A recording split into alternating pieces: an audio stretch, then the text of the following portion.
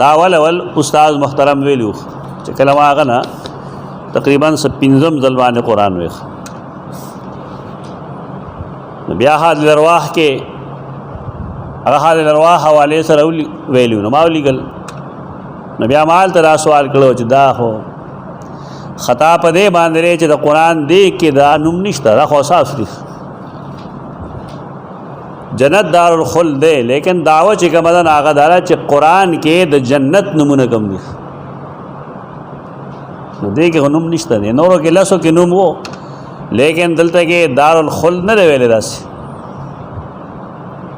لهم فیها دار الخلد جزاء بما كانوا يعملون دار الخلد شته لیکن هغه جنت نوم نه دی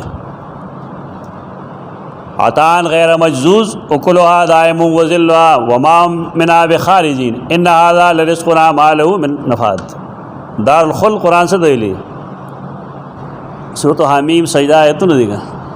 لهم فیها دار الخلد جزاء بما كانوا اور پسے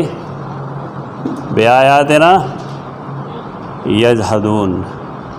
دار الخلد جنت نوم نه دا دوکاو لګي دماغ کې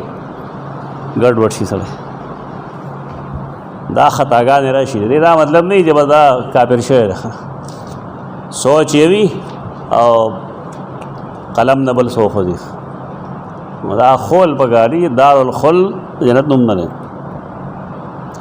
دا خطا شوی دی بیا هغه ماته ویل استاد محترم چې هغه داسې لیکلي دي مې هغه لیکلي دی خو دلیل نشته په قرآن خبره دا چې قرآن کې جنت نمونه ہے کہ دار الخلد نشته